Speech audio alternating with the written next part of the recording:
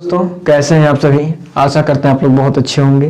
तो ऐसा है कि आप लोग का जो एग्जाम है बहुत पास आ चुका है, तो इसलिए हम क्लास 10th के लिए जो कि बहुत ही इम्पोर्टेंट है मैथ का, मैं आज आप लोग को वास्तविक संख्याएं जो कि चैप्टर नंबर 1 है उसके बहुविकल्पी प्रश्न जो है उनको कराने जा रहा हूं, जो एक एक नंबर में आके पूछे जाते हैं। ठीक है, चलिए उसका शुरुआत करते हैं। और मैं उसको पढ़ाने के लिए यूज करूंगा आपका विद्या प्रकाशन का जो है आपका मैथ का बुक। ठीक है, तो इसमें जितने बहुविकल्पी हैं उसको सॉल्व कराने जा रहे हैं। ठीक है, शुरू करते हैं।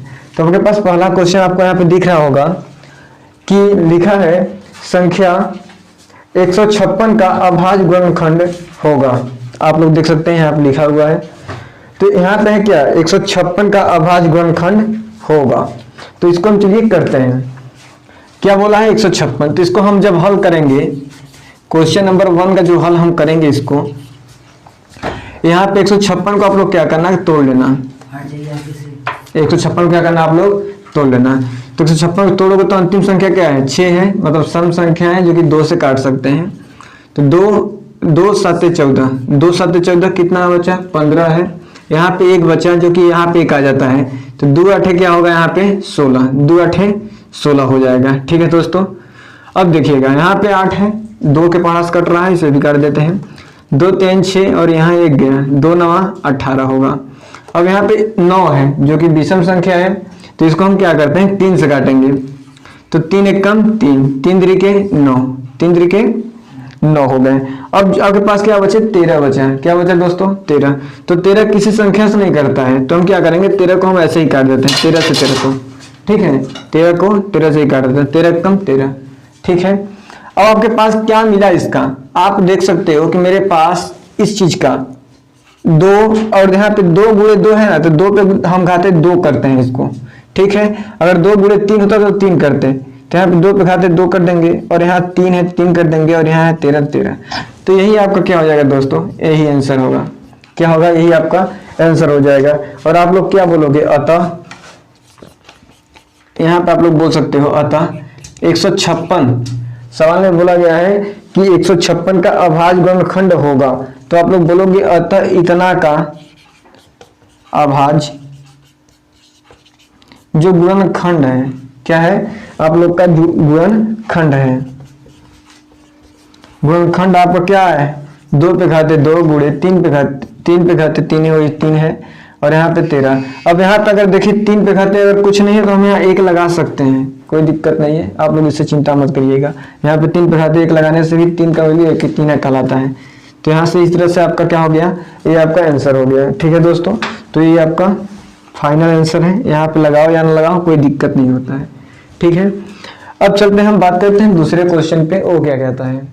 तो दोस्तों अब आपके पास है दूसरा क्वेश्चन जो कि कहता है, यहाँ पे आप लोग देख सकते हैं, अब देखिएगा बोला है यदि 65 और 117 के HCF, तो आगे हम क्या करेंगे कि 65 और 117 का क्या करेंगे, HCF ज्ञात करना है। तो हम आगे 65 को ले लेते हैं इस तरह से, 65 करोगे तो यहाँ पे क्या है आपका 5 है। तो अगर इसको हम लोग काटना चाहें तो बहुत आराम से कर सकते हैं। अंतिम संख्या 5 है तो 5 से काटते हैं, कभी भी अंतिम संख्या है तो 5 से काट दो। तो 5 1 कम 5, यहाँ गया 1, तो यहाँ हो गया आपका 15, तो इसको दिखाना नहीं है, 5 10 होगा 15, 13 है तो 13 से काट दो, 13 कम 13। तो दोस्तों आपका निकल आ गया 65 का 5 गुणे 13। ठीक है, अब समझना, अब हमें निकालना किसका है, अब हमें निकालना है 117 का। तो 117 का, अच्छा अब 117 का निकालोगे आप, तो आपको एक चीज पता होना चाहिए कि 117 का निकाल के देख लेते हैं। तो यहाँ पे 7 है, इसको जोड़ो, विभाजिता। तो इसमें क्या है कि इनको जोड़िए और 3 से देखिए कट रहा है कि नहीं। तो 3 देखो, 1 1 2 2 7 9 9 है, मतलब 3 के पहाड़ से कट रहा है, तो हम इसको काट देंगे 3 के पहाड़ से।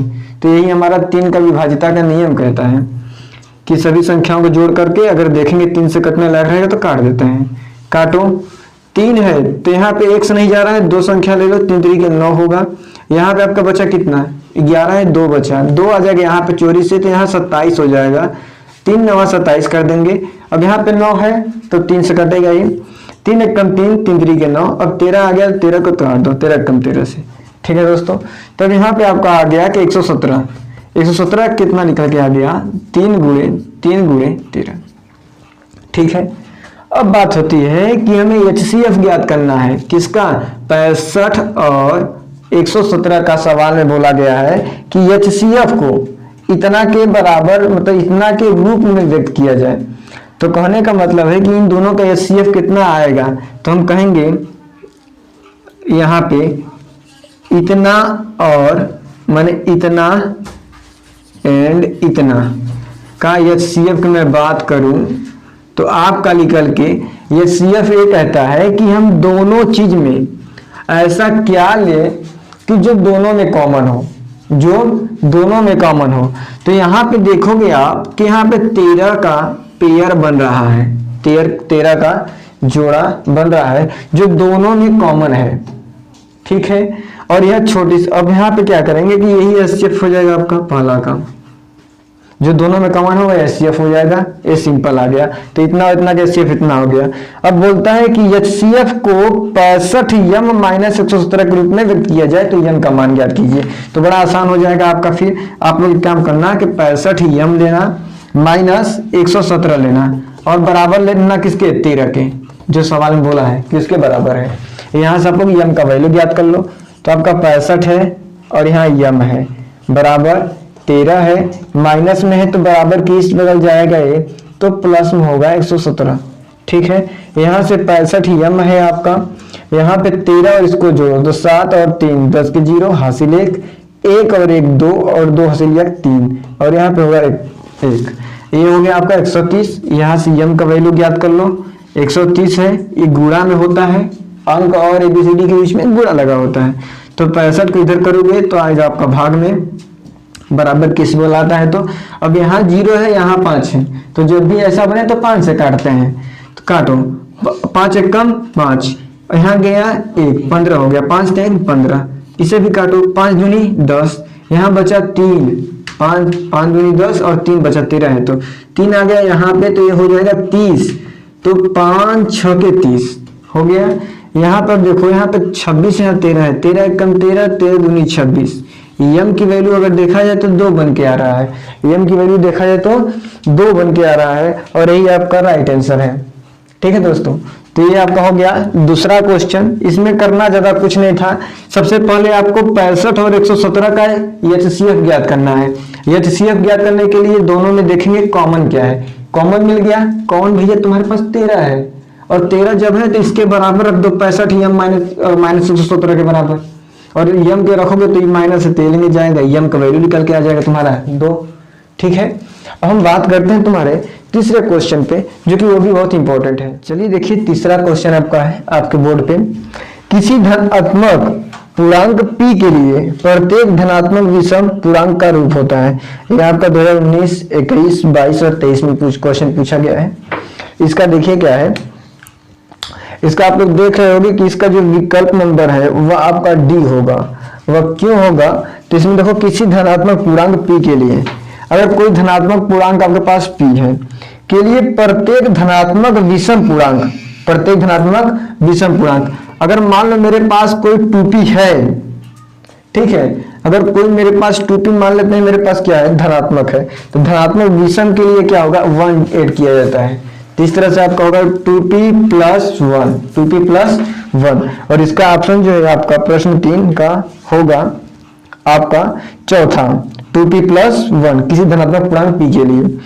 ठीक है दोस्तों, अब समझना, ये दोनों क्वेश्चन इंपॉर्टेंट है, तो बस इसका आप लोग जानते रहना बेसिक कि इसको हमको टिक ही करना है।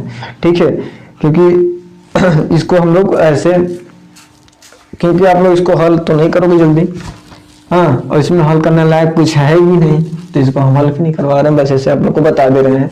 अब आप लोग करिए प्रश्न 4। प्रश्न 4 क्या कहता है उसे देखिए यहाँ पे, किसी धनात्मक पूर्णांक q के लिए प्रत्येक धनात्मक समपूर्णांक का रूप होगा, प्रत्येक धनात्मक समपूर्णांक का रूप होगा। तो इसको हम बता देते हैं, ये अच्छा क्वेश्चन है, तो समझिएगा। इसमें क्या बोला है कि किसी धनात्मक पूर्णांक क्यूब के लिए प्रत्येक धन सम पूर्णांक क्यूब के लिए करना है, और क्या करना है, हमें धन पूर्णांक करना है। तो एक काम करना, कि यहाँ पे ऐसे कर देना, माना Q बराबर, Q क्या है, धन पूर्णांक लेना है हमें। तो धन पूर्णांक में आपका जानते हो दोस्तों क्या होता है, 1 2 3 4 5 6, मतलब इस तरह से ले लो। अगर मेरे पास कोई संख्या रेखा होता है तो इधर आप लोग क्या लिखते हो, बीच में 0 लिखते हो, यहाँ पे 1, तो ये सब पॉजिटिव होता है, ये सब क्या है, पॉजिटिव है। तो ये धन पूर्णांक कहलाते हैं। क्या कहलाते हैं, धन पूर्णांक। जो इस वर्ग होते हैं, मतलब 0 के इस साइड के धन पूर्णांक और 0 के इस साइड के जितने भी होते हैं वह ऋण पूर्णांक होते हैं। ठीक है, तो यहाँ बोला है कि क्यूब के लिए हमें क्या करना है, धन पूर्णांक लेना है। मीन्स हमें ये करना पड़ेगा कि 1 2 3 4 लेना पड़ेगा, 1 2 3 4 या 5 ले लेते हैं। वैसे क्या लेते हैं, ऐसे हम धन पूर्णांक ले लेते हैं। तो यहाँ लिख लो भैया कि मेरा धन पूर्णांक है, धन पूर्णांक। माना क्यूब इतना इतना इतना धन पूर्णांक है। चलो अब बात को समझना, इसमें एक चीज और है, देखोगे यहाँ पे तो किसी धनात्मक पूर्णांक क्यूब के लिए प्रत्येक धनात्मक सम पूर्णांक का रूप होगा, सम पूर्णांक का रूप होगा, धनात्मक सम पूर्णांक का रूप होगा। देखो तो यहाँ लिखना, क्या लिखोगे, धनात्मक सम पूर्णांक, धनात्मक सम पूर्णांक के लिए, यहाँ लिख लो के लिए हम क्या करते हैं, 2p मानते हैं। क्या मानते हैं, 2p।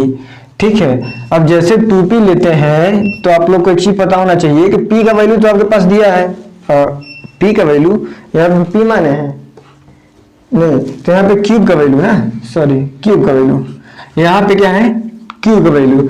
अब यहाँ पे क्यू का वैल्यू तो आप लोग को दिया है 1 2 3 4 5। तो एक काम करना है, 2 और क्यू के बीच में मल्टीप्लाई लगा है, आप लोग को इतना पता है, तो एक कर लो, 2 गुणे क्यूब का वैल्यू क्या है, 1, कॉमा लगा दो। 2 गुणे क्यूब का वैल्यू क्या है, एक बार 2 ले लो। अब 2 गुणे एक बार 3 ले लेना, और एक बार 4 ले लेना, और एक बार आप लोग 5 ले लेना। ठीक है दोस्तों, एक बार आप लोग इसको 2 गुणे 5 ले लेना। अगर इसको तुम लोग हल करोगे तो 2 1 2, 2 दूनी 4, 2 3 6, 2 चौके 8, 2 5 10 मिलेगा। ठीक है, इतना आपको मिल जाएगा। अब आप क्या करोगे कि अगर आपको इतना मिलता है तो आप एक काम करना कि अगर ऐसे बनेगा आपका क्वेश्चन तो बहुत आसानी से आप कह सकते हो कि इसका विकल्प नंबर सर हम क्या चुने हैं, 2 क्यूब चुने हैं। इसका क्या चुने हैं, विकल्प को हम चुनेंगे अब 2 क्यूब। तो एक काम करना, इसका जो विकल्प आप होगा आपका वह सी होगा। क्या होगा, सी होगा। ठीक है, इसका ऑप्शन क्या होगा, सी होगा। इसके लिए आपको क्या करना है, आगे कोई क्यूब लेना है, उसमें मानना है 1 2 3 4 5, और उसी का हमने मल्टीप्लाई किया है 2 के साथ। किसके लिए, जब धनात्मक सम पूर्णांक के लिए बात करें तो। ठीक है, अब बात करते हैं हम आपके क्वेश्चन नंबर 5वें। दोस्तों आप लोग के लिए 5वां क्वेश्चन है। तो यहाँ लिखा है, देखिएगा, यदि p और q 2 धनात्मक पूर्णांक हैं, इस प्रकार है कि p बराबर ab का स्क्वायर और q बराबर aq b, a के पावर q और b, जबकि ab अभाज्य संख्याएं हैं, तब एलसीएम क्वेश्चन लिखा है p और q को ज्ञात कीजिए। ठीक है, अब इसको देखिएगा, यहाँ बोला है एलसीएम ज्ञात करने के लिए, तो चलिए इसको आगे एलसीएम करते हैं हम लोग। और हमें सवाल में एलसीएम पूछा है, तो देखो भाई साहब, ये एलसीएम हमें ज्ञात करना है, किसका किसका ज्ञात करना है उसे ले लेते हैं। सर हमारे पास p का वैल्यू दिया है, तो p का मान दिया है हमको ab के पावर स्क्वायर है, ab के पावर स्क्वायर मतलब। अच्छा, और आपके पास क्या दिया है, क्यूब दिया है। क्यूब का वैल्यू कितना दिया है आपका, a का क्यूब और b दिया है, a का क्यूब और b दिया है। आप लोग क्वेश्चन तो देख रहे होंगे वहां पे। अब इसका एलसीएम ज्ञात कर लो। तो एलसीएम ज्ञात करने का सबसे आसान तरीका बता रहे हैं आपको, जिसकी घात दोनों में बड़ी हो। जिसकी घात दोनों में, पहला काम दोनों कॉमन तो है, देखिए ए भी बी है, ए भी बी है, ए भी ए है, ए भी ए है। जब कॉमन तो है कोई दिक्कत नहीं है, तो हमें ये देखना है कि इसमें सबसे बड़ी घात कौन सा है। तो इसमें अगर देखा जाए तो ए और ए में घात सबसे बड़ा कौन है, ए का 3 है, माने ए के पावर क्यूब है। ठीक है, ए हो गया। इनके बीच लगा है मल्टीप्लाई, क्योंकि इसके बीच में मल्टीप्लाई, इसके बीच में मल्टीप्लाई लगा है। अब इन दोनों में बताओ कौन सा है घात बड़ा, बी का स्क्वायर है, तो बस आपका एलसीएम बन गया यही। ठीक है, आपका एलसीएम बन गया और यही आपका क्या होगा दोस्तों, आंसर होगा। यही आपका क्या होगा, आंसर। तो अगर आपको लिखना रहेगा तो आंसर आपको इस तरह लिख दोगे और इसका आंसर आपकी किताब में दिया हुआ है, आप लोग देख सकते हैं। इसका ऑप्शन होगा जो a का क्यूब b का स्क्वायर, तीसरा है। ठीक है, इस तरह से आपको करना है। अब बात करते हैं प्रश्न 6 पे। अब देखिए आपका प्रश्न जो है 6 क्या कहता है कि यदि, यहाँ पे देख सकते हैं आपका प्रश्न 6 है, यदि a बराबर 2 पे स्क्वायर है इंटू 3 पे क्यूब है, मतलब 3 के पावर 3 है, इंटू 5 के पावर 4 है, एक कोष्टक में बंद किया हुआ है और b का वैल्यू जो है 2 पे घाते 3 है गुणे 3 पे घाते 2 है गुणे 5 है। ठीक है, इस तरह से दिया हुआ है और बोला है हमें कि HCF a, b, मतलब HCF को ज्ञात करना है। ठीक है, तो हम क्या करते हैं कि हमें a का वैल्यू लेना पड़ेगा। हल कर रहे हैं, डायरेक्ट हल कर रहे हैं और हल में क्या लिखेंगे, a का वैल्यू कितना दिया है दोस्तों, तो हमें a का वैल्यू दिया है 2 पे घाते 2 गुणे 3 पे घाते 3, 3 पे घाते 3 गुणे, और हमें दिया है 5 पे घाते 4, 5 पे घाते 4, और b का मान जो दिया है हमें 2 पे घाते 3, 3 पे घाते 2 और 5, ये दोनों क्या है, कोष्टक में दिया हुआ था, ऐसे कोष्टक में दिया हुआ है आपका वैल्यू।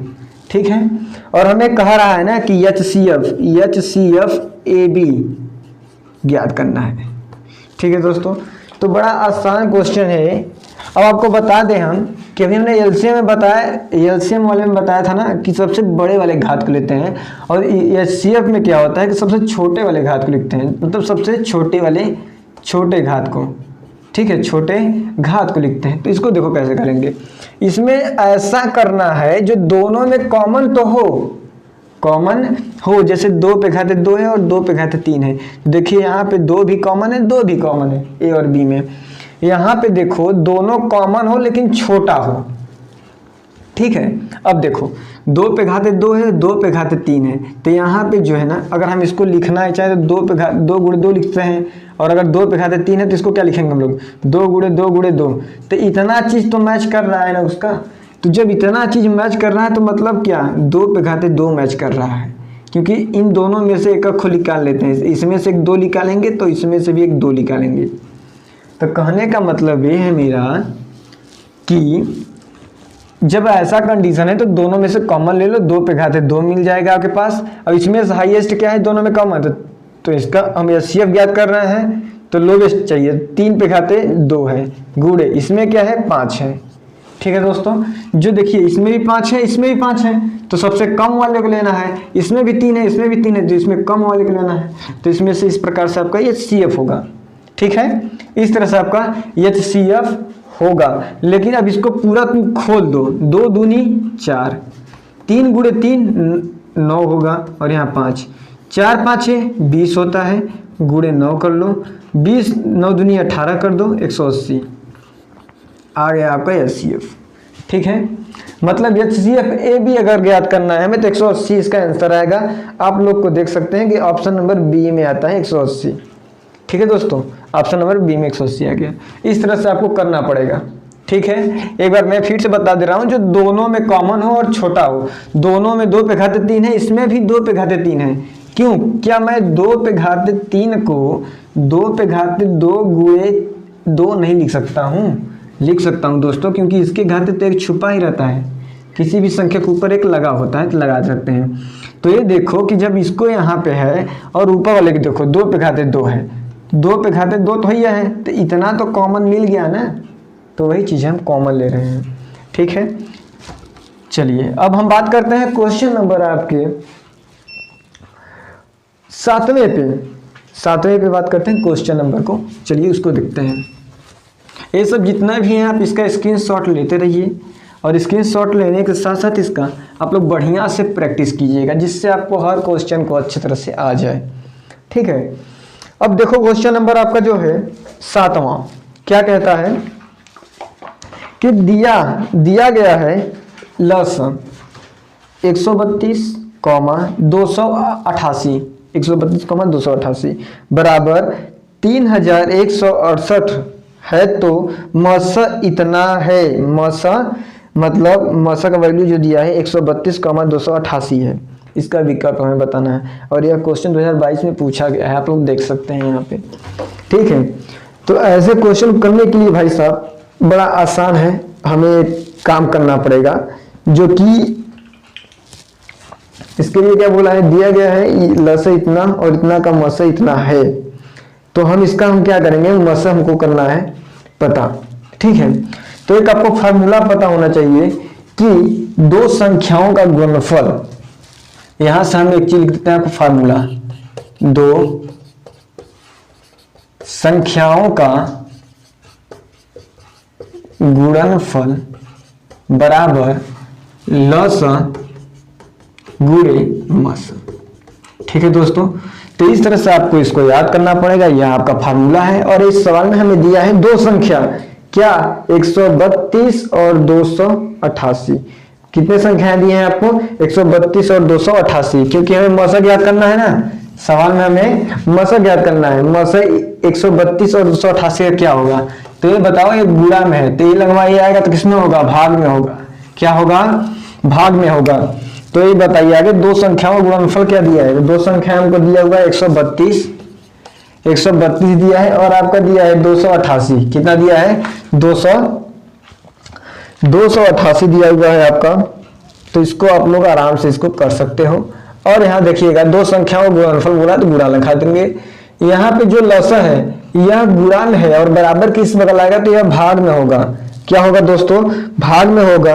और लसा का मान हमारा कितना दिया है, दिया है 3168। कितना दिया है, 3168। अब इस तरह से आपका बचा और आपको अंत में बचेगा क्या, केवल मस। क्या बचेगा आपका, मस। अगर आपको ऐसे दे दिया जाए तो अब आप क्या करेंगे, तो देखिएगा इसको अगर हम काटेंगे, इतना आ गया, आपको मस ही ज्ञात करना है। तो अगर हम इसको काटेंगे टोटली, आप लोग काट के देख सकते हैं, तो इसका बनता है आपका 12 आंसर। क्या बनता है आपका, 12 मस। ठीक है दोस्तों, कितना बनता है आपका, 12 मस। अगर मैं शॉर्ट तरीके से आप लोग को काट के बता दूं तो ज्यादा नहीं काटेंगे, बस थोड़ा सा देखो, इसको काट देना। 2 1 कम 2, 2 चौके 8, 2 चौके 8, और यहाँ 2 1 कम 2, 2 5 10 जाएगा, और 2 5 10, 2 8 16, 2 चौके 8, और काट दो तो 2 7 14, 2 दूनी 4, 2 से काटो और 2 7 14, यहाँ गया 1, 2 9 18 और 2 दूनी 4, इतना आएगा 72 है। अभी कर सकते हो अभी, तो एक काम करो, 2 3 6 कर दो और 2 6 के 12 कर दो, 36 गुना 72 हो गया। 2 3 6 कर दो और यहाँ कर दो 2 9 18, 2 9 18, यहाँ 1 गया, 2 6 के 12। ठीक है दोस्तों, इस तरह से आपका आ गया। अब इसको काट सकते हो, 18 दूनी 36 होता है, 2 1 कम 2, 2 1 कम 2, 2 1 कम 2, 2 9 18, 2 9 18, यहाँ 2 8 16, इतना होगा। इसे फिर 2 से काटना चाहो काट सकते हो आप लोग, कितना आएगा एक काम करो, 18 से काट दो, 18 कम 18, 18 कम 18, यहाँ 1 है, 1 यहाँ बचा, 18 कम 18, 11 बार गया। कितना बार गया, 11 बार। इसको भी काट लो, 11 1 कम 11, 11 1 कम 11, 11 1 कम 11, यहाँ क्या है आपका 13, तो 2 बचा ना, 2 बचा तो आ गया यहाँ पे 2, तो यहाँ हो गया 22, 11 दूनी 22। देखिए आ गया आपका, कितना आ गया आपका मसा, 12 आ गया। ठीक है, तो इस तरह हम काट भी दिए आप लोग का। चलिए, आप लोग का इतना क्वेश्चन हो गया, आप लोग देख सकते हैं इसका जो आया है आंसर डी ऑप्शन है, 12 आया है। ठीक है, 7वां क्वेश्चन आपका इसी तरह होगा। आप लोग को याद करना पड़ेगा दो संख्याओं का गुणनफल लसा गुणे मसा होता है। ठीक है दोस्तों, तो चलिए हम बात करते हैं आपके 8वें क्वेश्चन पे। देखिए आपका 8वां क्वेश्चन बहुत बिंदास है और यह आपका क्वेश्चन 2020 में पूछा गया है, 2023 में पूछा गया है, देख सकते हैं आप लोग। तो कह क्या रहा है कि निम्न में कौन सा सह अभाज्य संख्याओं का एक युग्म है, एक युग्म है, और आपके पास ऑप्शन दिए हैं 4 गो, जिसका है 14, पहला का ऑप्शन है 14 और कॉमा 35 और 18 कॉमा 25। इस तरह से आपको 4 क्वेश्चन के ऑप्शन दिए हैं। एगो काम करते हैं, जल्दी जल्दी सहभाज्य के बारे में बता देते हैं, समझिएगा। सह अभाज्य, सह अभाज्य क्या होता है, जिसका यचसीएफ मतलब म स 1 आता हो। ठीक है दोस्तों, मतलब दो संख्याएं ले लेते हैं, जैसे कि मेरे पास हम देखेंगे अभी, चेक करेंगे कि दो संख्याओं का अगर HCF एक आता है तो वह हमारी संख्याएं क्या होंगी, सहअभाज्य होंगी। मतलब दो संख्याओं का HCF 1 आता है। तो चलो चेक करते हैं किसका किसका 1 आता है। तो मेरे पास ऑप्शन है पहला का, ए का दिया है 14 दिया है और 35 दिया है ए ऑप्शन में। तो चलिए इसको चेक कर लेते हैं और बी का चेक कर लेते हैं, दोनों से पता चल जाएगा किसका किसका है और आगे चेक करते रहेंगे। तो 14 को अगर आप लोग तोड़ोगे तो 2 गुणे 7 तोड़ सकते हो और यहाँ 1 लिख सकते हो, कोई दिक्कत नहीं है, कोई दिक्कत नहीं है। 35 को अगर तोड़ोगे आप लोग तो 35 को 5 से काटोगे, 5 5 से 35 और 7 ले लोगे और यहाँ पे क्या होगा 1। तो यहाँ पे हमें क्या करना है ना कि अब इसमें देखो क्या है, दोनों में सहभाज्य मिल रहा है भाई साहब, इसमें 7 भी कॉमन आ रहा है, 1 तो बन ही रहा है। कहने का मतलब यह है कि 7 नहीं आना चाहिए, हमारा 1 आना चाहिए केवल, क्या, सहभाज्य के लिए।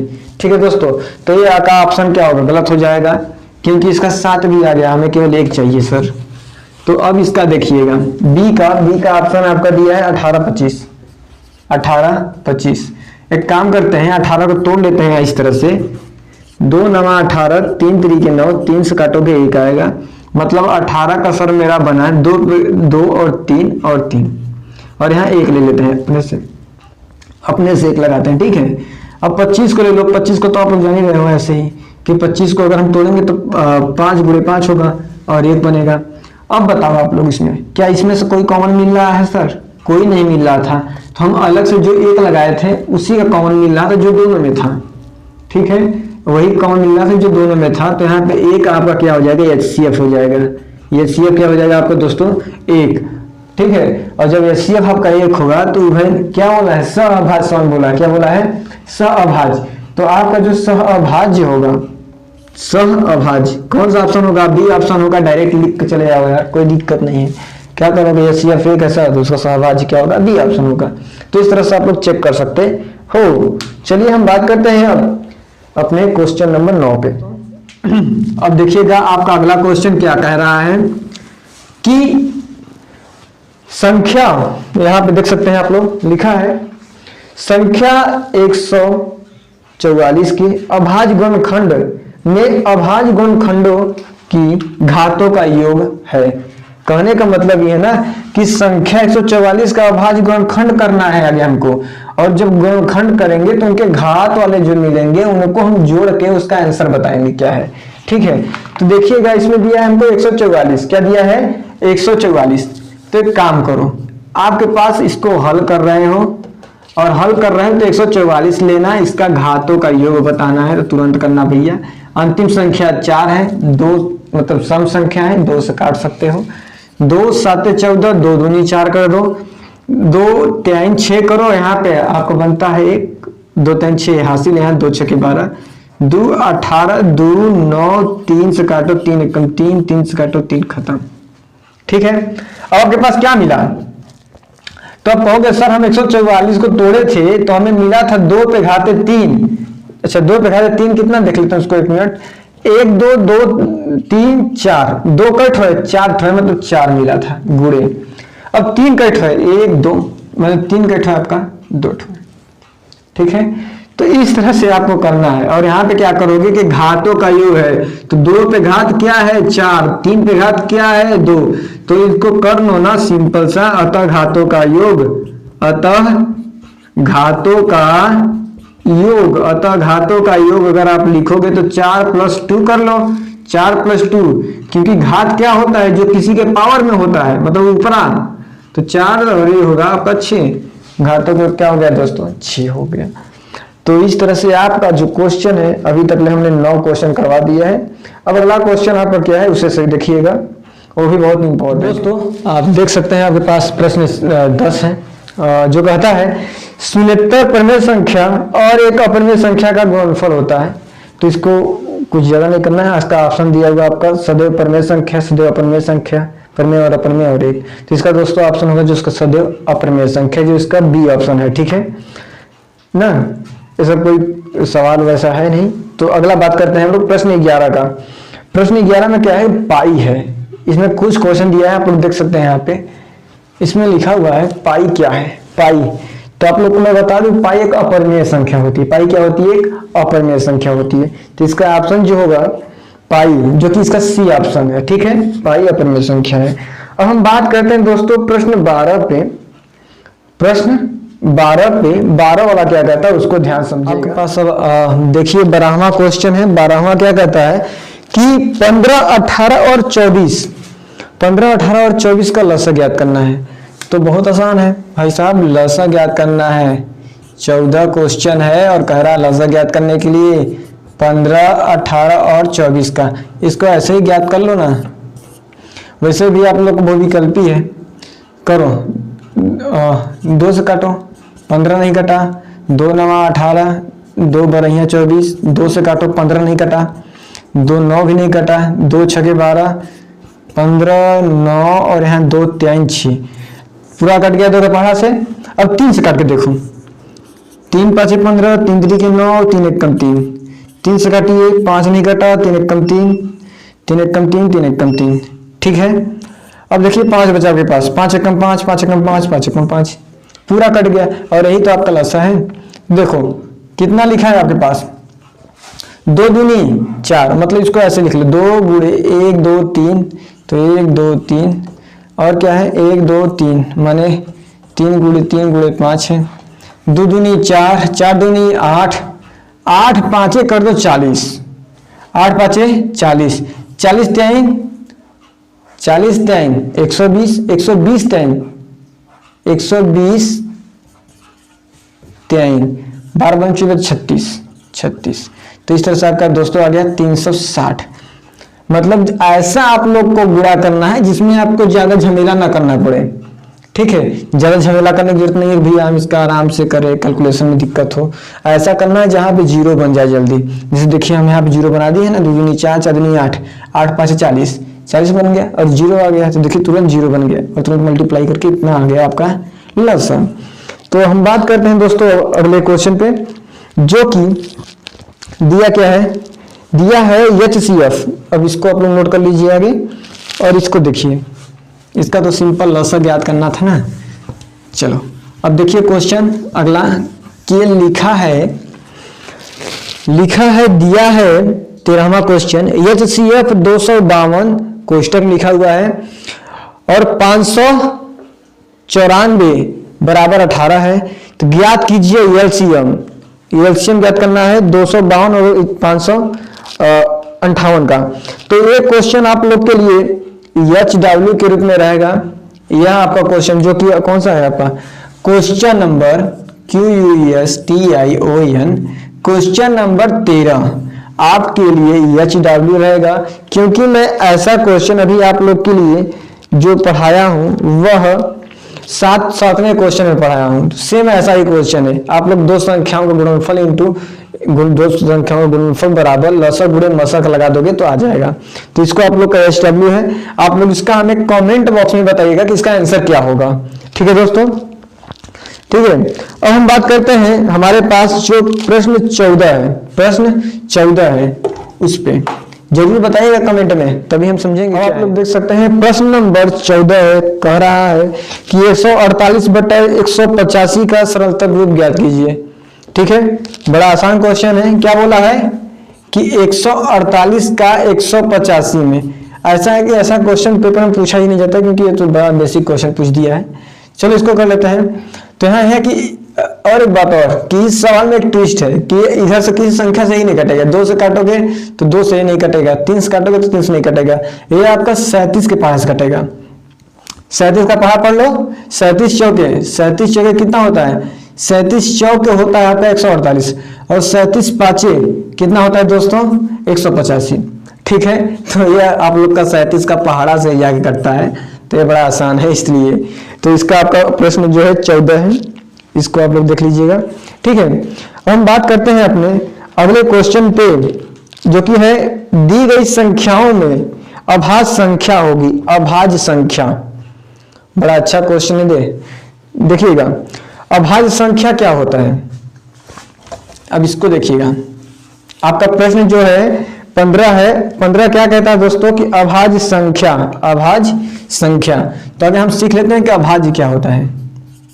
अभाज्य संख्या, अभाज्य संख्या। तो देखिए एक सिंपल आप लोग को बताएं अभाज्य संख्या का परिभाषा, तो जिसके दो गुणनखंड हो, जिसके दो गुणनखंड हो, जैसे कि अगर मैं एग्जांपल लूं 2 या 5 का, तो अगर 2 को आप तोड़ोगे तो 2 गुणे 1 तोड़ सकते हो, 2 गुणे 1 तोड़ सकते हो, 5 को तोड़ोगे तो 5 और 1 तोड़ सकते हो, इस तरह से ना। तो इस तरह से हम बताएंगे अभाज्य संख्या के लिए, ये नहीं कि जो होता है जो दो स्वयं से कटे या दो, ए वाला नहीं, हम सिंपल बता रहे हैं कि जिसके दो क्या हो गुणनखंड हो, तो अभाज्य संख्या वो होता है। ठीक है, तो अभाज्य संख्या अब यहाँ पे समझो कि इसमें दिया है कि 0 है, तो भैया एक बात बता दें आपको, सबसे छोटी अभाज्य संख्या जो होती है वह 2 होती है। सबसे छोटी अभाज्य संख्या की जो बात करें हम 2 होती है। ठीक है, तो सबसे छोटी अभाज्य संख्या इसमें आपको वही दिया है 2 होती है, तो आपके ऑप्शन में भी है 0, 1, 0 या ये, तो आपका ऑप्शन नंबर सी है, उसमें खुद दिया है कि 2 होता है। और आप लोग को ये भी बता दिए कि अभाज्य संख्या क्या होता है, कि अगर जिसके गुणनखंड क्या हो 2 है। और एक चीज समझिएगा, अगर मैं 8 को ले लूं तो 8 को ले लूं तो 8 को तोड़ो, क्या 8 को आप लोग तोड़ोगे तो 2 चौके 8, 2 नी 4, यहाँ पे ऐसे मीन्स क्या बन रहा है आपका 2, 2, 2 और 1 का तो बनबे करता है। कहने का मतलब ये है ना कि इसके जो है ना 2 से अधिक आ गए, 2 से अधिक इसको तोड़ने पे आ गए, तो ऐसी संख्याएं जो होती हैं वह भाज्य संख्या होती हैं। क्या होती हैं दोस्तों? भाज्य संख्या होती है। आप लोग अपने माइंड में फिट कर लीजिए कि ऐसी 2 संख्याएं जिनको तोड़ने पे 2 ठोकर गुणनखंड बनते हैं वो अभाज्य संख्या होती हैं, और ऐसी संख्या जिसे तोड़ने पे क्या हो 2 से अधिक संख्याएं बन जा रही हैं वो क्या होंगी? आपकी भाज्य संख्या होंगी। ठीक है, तो इस तरह से आपका क्वेश्चन नंबर जो है अभाज्य संख्या, और जान रहे हैं आप लोग और कि सबसे छोटी अभाज्य संख्या जो होती है वो 2 होती है। ठीक है, और सबसे छोटी भाज्य संख्या की अगर मैं बात करूं तो सबसे छोटी भाज्य संख्या आपका 4 होता है। क्या होता है? सबसे छोटी क्या है? भाज्य संख्या। भाज्य संख्या कैसा? छोटी। सबसे छोटी भाज्य संख्या 4 और सबसे छोटी अभाज्य संख्या 2 होगी। ठीक है, अभाज्य संख्या 2 होगी। ठीक है, कोई दिक्कत नहीं है। चलिए अब हम बात करते हैं आपके अगले क्वेश्चन पे। और देखिए आपके पास जो क्वेश्चन है वह 16 है। क्या कह रहा है यहाँ पे आप लोग देख सकते हैं कि वह बड़ी से बड़ी संख्या जिससे 245 और 1037 को विभाजित करने पर प्रत्येक दशा में शेषफल 5 प्राप्त होता है। ठीक है, अब उसके लिए अब समझना बात को कि यहाँ पे सबसे पहले बोला है वह बड़ी से बड़ी संख्या। तो आप लोग को एक चीज अपने माइंड में स्टार बना करके आप लोग कॉपी में बना लीजिएगा। बड़ी से बड़ी संख्या के बारे में अगर बात करें तो वह HCF के बारे में बात करता है, मतलब मौसा के बारे में बात करता है। किसके बारे में? मौसा के बारे में बात करता है। और अगर यहाँ पे यह छोटी से छोटी बोले, छोटी से छोटी संख्या के बारे में अगर बात करें तो दोस्तों यह एलसीएम के बारे में बात करता है, मतलब लौसा के बारे में बात करता है। ठीक है, लिस्ट कॉमन मल्टीपल। ठीक है, अब समझना कि यहाँ पे बोला है क्या? जिसे मतलब वह बड़ी से बड़ी संख्या जिससे 245 और 1037 को विभाजित करने पर प्रत्येक दशा में शेषफल 5 बचे। शेषफल 5 बच रहा है। एक काम करो आप लोग, सिंपल तरीका आप लोग को बता रहे हैं इसको हल करने का, 16 वाला तरीका है और यह हल करना है। देखो क्या बोला है ना कि 245 है और शेषफल आपके पास कितना दिया है? 5। 245 में से भी 5 घटा दो और आपके पास कितना है? 1037। इसमें से भी 5 घटा दो क्योंकि शेषफल बोला है, तो घटा दिए तो आपके पास कितना बचा? 240। और यहाँ बचा आपके पास 7 में से 5 गया 2, 3 और यहाँ पे 1000, इतना बचा आपके पास। ठीक है दोस्तों, तो इनका अब हमारे पास जो बचा होता है इनका हम करते हैं मौसा। ठीक है, मौसा करेंगे तो अब बड़ी से बड़ी संख्या आ जाएगा जो हमको पूछा है सवाल में। ठीक है, तो इनको मौसा करने का देखो अब आप लोग खुद कहोगे कि सर इतना बड़ा बड़ा कैसे मौसा करेंगे? इतना बड़ा था 240 का मसा और 1032 का मसा करना बड़ा मुश्किल हो जाता है। तो एक आप लोग को ट्रिक बताते हैं यहाँ पे, क्योंकि आपको ये तो फेयर करना, मतलब आपको पेपर में जाकर के भाई टिक ना लगाना है, आपको वो तो करना नहीं है कॉपी। अब समझो, तो इन दोनों का ट्रिक समझते हैं क्या है कि अगर मेरे पास 1032 है और मेरे पास 240 है, हमें ज्ञात करना है इनका मसा। तो एक शॉर्ट तरीका आप लोग के लिए ले रहे हैं कि जहां तक हम इससे काटेंगे वहां तक अगर दोनों संख्याएं कट गई तो मेरा वहीं तक मसा होगा। मतलब कि अगर इसको काटो, 2 के 2 पाँचे 10, 2 एकम 2, 2 छके 12, 2 8, इसको 2 से काटोगे 2 एकम 2, 2 दूनी 4 0, 2 से काटो 2 दूनी 4, 2 पाँचे 10, 2 8 16, 2 छके 12 0, और यहाँ पे आपका क्या है 2 एकम 2, 2 दूनी 4, 2 9 18, और यहाँ पे आपका होगा 30, क्योंकि 30 दूनी 60 होता है। अब समझना, और काटने दो, क्या और कट रहा है आपका, और देखो यहाँ पे कितना आ गया 9 आ गया। यहाँ पे आप 3 से काट के देखो, 3 से काटोगे तो आपका कितना होगा, 3 से पूरी तरह कटना चाहिए, 3 चौके 12, 3 तिरिके 9, कॉमा 3 एकम 3 10, ठीक है। लेकिन अगर आप काटो, अगर यहाँ पे 43 है और यहाँ पे 10 है, एक सम और एक विषम हो गया, और वैसे भी 43 है और यहाँ 10 है, तो एक कटेगा नहीं। तो मतलब जहां तक यह कटा है इस संख्या का 2 का पूरी संख्या में भाग चला जा रहा है, इस 2 का इसमें पूरा भाग और इस 2 का इसमें पूरा भाग चला जा रहा है। जिस संख्या का उसमें पूरा भाग चला जा रहा है वहां तक उसका मौसा कहलाता है। तो कहने का मतलब 1 2 3 4 यहाँ तक आपका मौसा होगा। और अगर हमको बताना रहे इतना और इतना का मौसा, इतना इतना का मौसा, तो आप बताओ हमें क्या बताओगे। तो कहोगे सर 2 दूनी, एक काम करिए 2 गुणे 2 गुणे 2 गुणे 3 लिख दीजिए, 2 दूनी 4, 4 दूनी 8, 8 तरीके 24, बस आपका आ गया 24 आंसर मसा। ठीक है, तो इस तरह से आपका मसा होगा। सबसे पहले आप लोग करना क्या होगा कि जो शेष दिया रहता है उसको घटाया जाता है उस संख्या में से, उसके बाद मसा ज्ञात किया जाता है। जहां तक पहाड़ा चला जाए वहां तक आपका मसा होगा, बाकी आपका सिंपल है। ठीक है, अब हम बात करते हैं अपने अंतिम क्वेश्चन पे। ठीक है दोस्तों, और क्या लिखा है अंतिम क्वेश्चन, आप लोग ध्यान समझिएगा। निम्नलिखित संख्याओं में परिमेय संख्या है, निम्नलिखित संख्याओं में परिमेय संख्या है। ठीक है, तो इसको परिमेय संख्या ऐसे ही समझ लीजिए, इसको हम थोड़ा सा मिटा दे रहे हैं। क्वेश्चन देखिए क्या लिखा है, आपका अंतिम और लास्ट क्वेश्चन है बहुविकल्पी का, चैप्टर नंबर 1 का।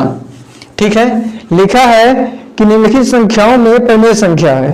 ठीक है दोस्तों, और ऑप्शन दिया हुआ है आपका करड़ी में, यहाँ पर ऑप्शन लिखा हुआ है करड़ी में 9, और करड़ी में आपका बी में लिखा हुआ है 3, और आपके कौन सा है सी में लिखा हुआ है आपका जो कि 10 अंडर इतना, और डी में आपका लिखा हुआ है दोस्तों कितना, मतलब 0 लिख करके और यहाँ पे पॉइंट लगाया गया 1 0 1 1 0 1 1 1 0, इस तरह से है। तो मतलब आपको बताना है कि इसमें से कौन संख्या है जो परिमेय संख्या है।